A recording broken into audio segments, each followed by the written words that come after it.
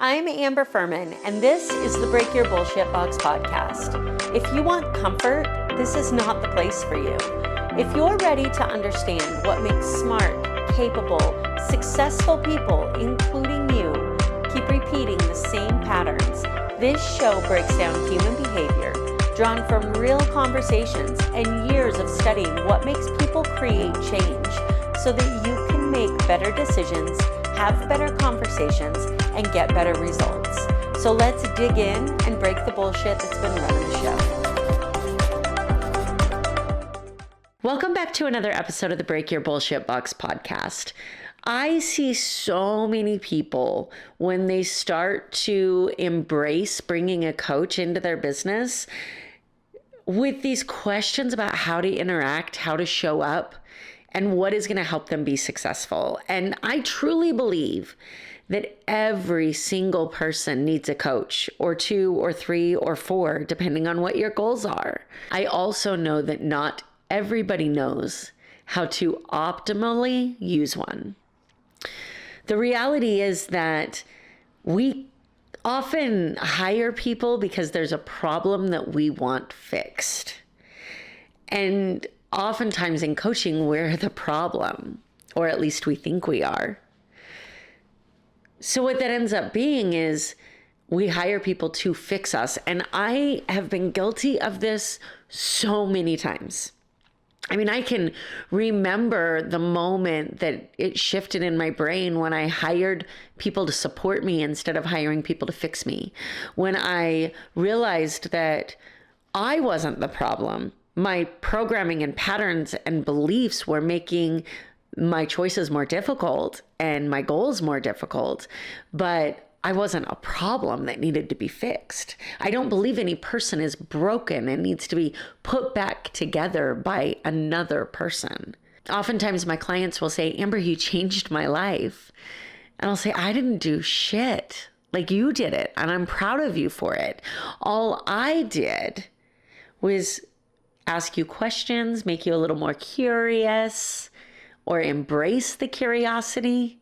And you ran from there with the tools and resources that you gained through that.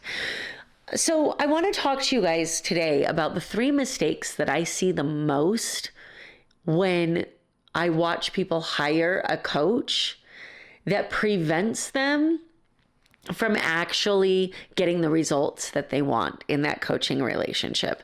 And the first one, and maybe the most important, is outsourcing the responsibility for change and transformation.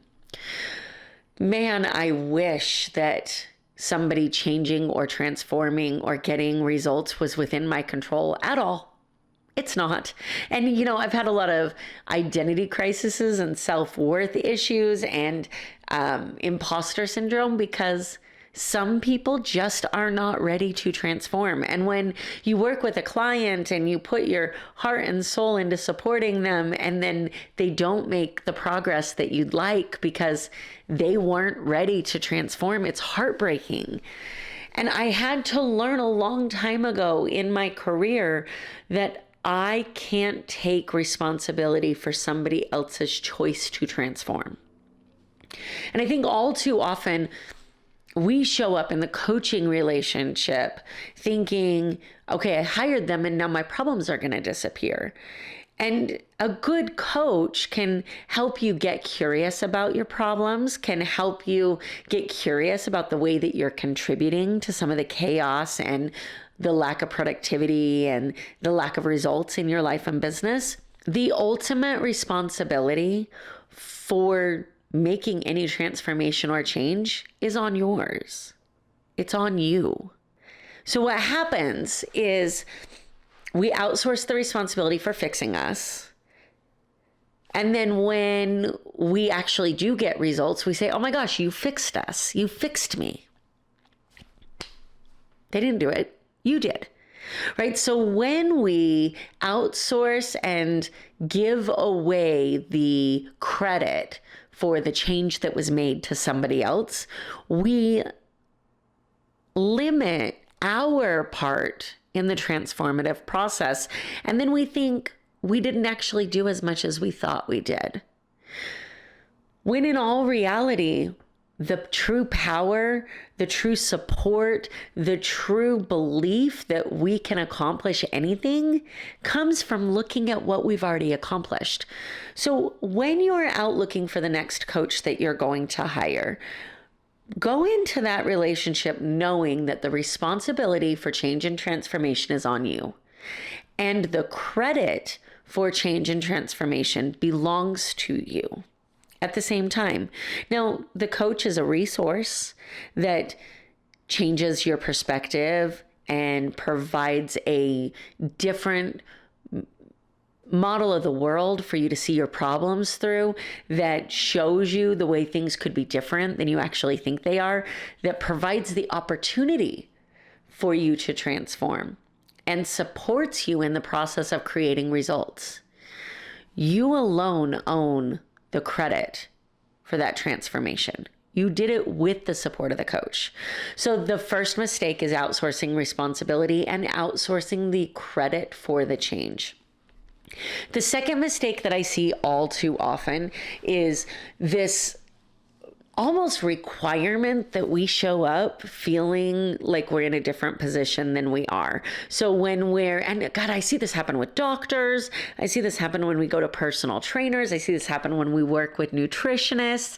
And I see it happen with coaching is when we start talking about our starting point and we start talking about what it is that we want to create, we are less than honest about where we are and what our problems truly are, because we're wearing this mask and performing and shoulding all over ourselves about what it is that we've actually created, right? So let's take it out of the business context for a minute.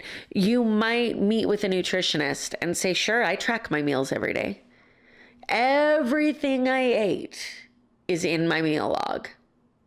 Or you might meet with them and say, yeah, like I eat every 3 hours. You might meet with a personal trainer. Say, I go to the gym 4 days a week. I don't know why I'm not getting results. Well, are you actually going to the gym 4 days a week? And if you are you working as hard as you could at the gym those 4 days a week? We meet with a doctor and they say, how much caffeine do you drink? And you say, oh, I don't drink much at all, as you pop open your third energy drink of the day. When we meet with a business coach or a coach of any kind, it is so important to understand the honesty, not with the coach. I don't give a shit whether you're honest to the coach. I mean, I do, because they can't help you get results if you're not honest. The bigger issue, though, is the dishonesty with ourselves about what it is that we've actually put in to getting results and what it is we're willing to put into getting results and what it is that we get to change about our behavior to get results. So we show up in these relationships performing instead of being honest about where it is we're starting. And then that honesty or lack of it follows through in the relationship about the effort that we're putting in, how much we're actually doing to get results. And then when we don't get results and we look back on that lack of results, we don't really have an accurate history of what's going on because we weren't honest with ourselves. And the number one person we lie to is ourselves, because we've been oh, don't get me started on this toxic positivity, but I guess I'm going to go there. We have been told through the personal development industry that you're supposed to be nice to yourself, that you're supposed to speak nicely to yourself and you can't say any mean things about yourself, and you're supposed to look in the mirror and repeat these bullshit affirmations about how much you love yourself, and you're supposed to love yourself through whatever it is you're going through. And what that does is it prevents us from being honest, because the honest answer is sometimes we just don't fucking feel good. Like, the honest answer is sometimes we just don't like ourselves. The honest answer is sometimes we don't want to say nice things. We get to realize that we can stand in front of that mirror and we can say, you know what? I really don't love myself today. And here's what I'm willing to do in order to get to the point that I do love myself. We have to be honest about where we're starting. We can't put on the rose-colored glasses and look through the world or look at the world through this lens of toxic positivity and expect to get results. Now, I'm not saying that you should have this self-deprecating reality and beat yourself up all the time and make yourself feel all of this shame and guilt and judgment about where you are.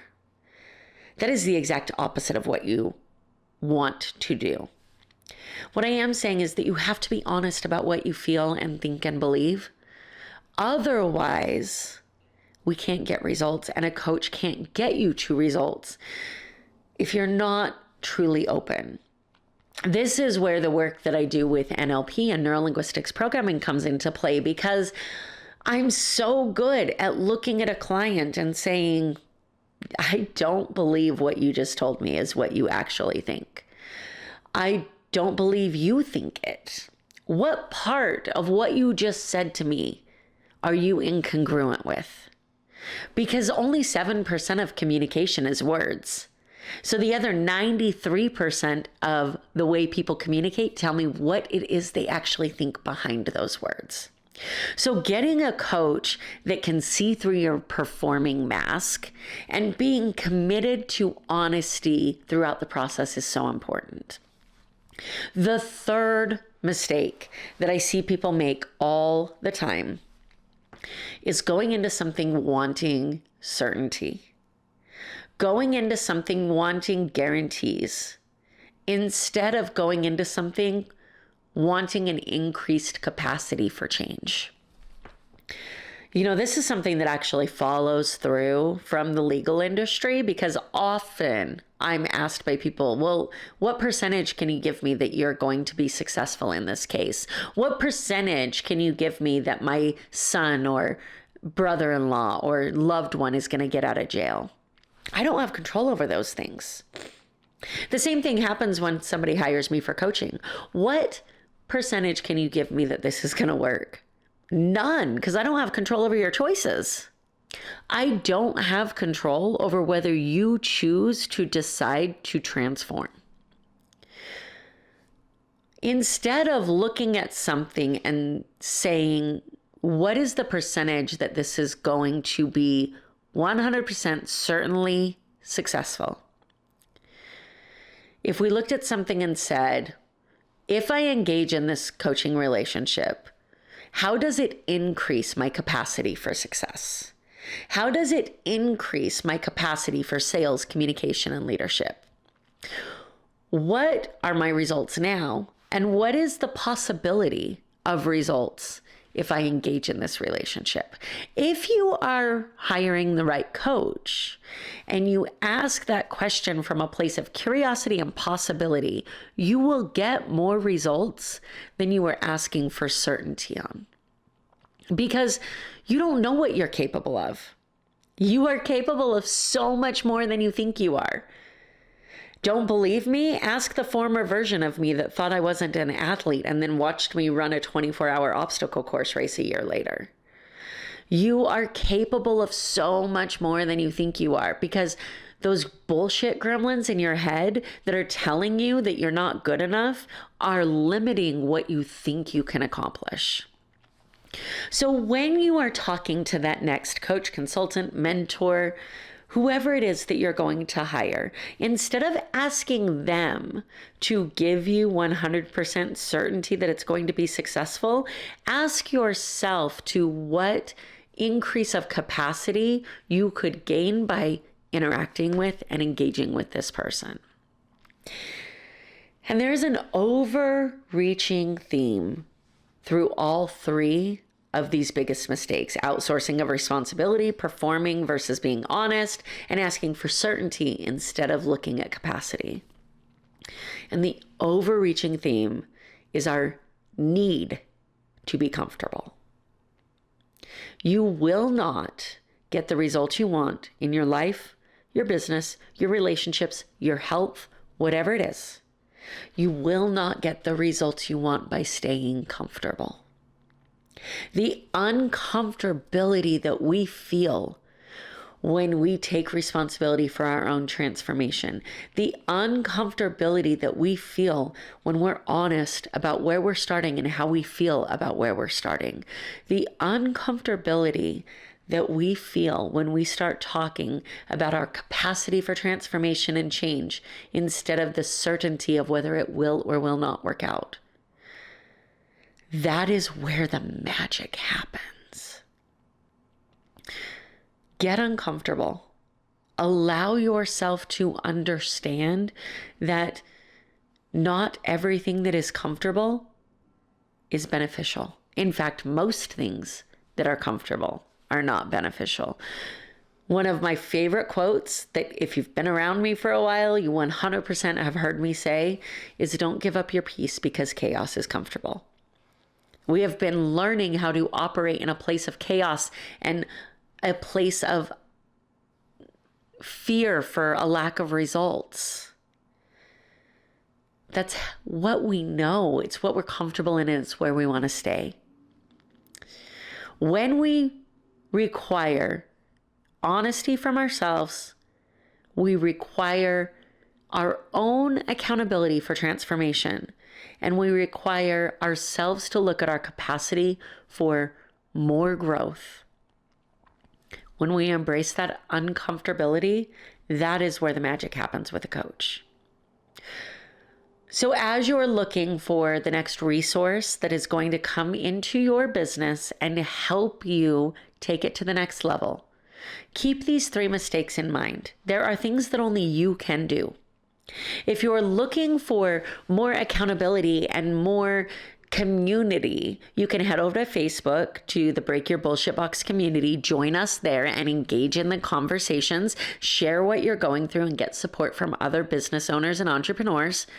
If you're ready for that person who's going to be the partner in your success, that person who is going to ask you questions, who's going to encourage curiosity, who's going to show you what it is that you are truly capable of, head over to Success Development Solutions and book a time on my calendar so that we can talk about where you are holding yourself back.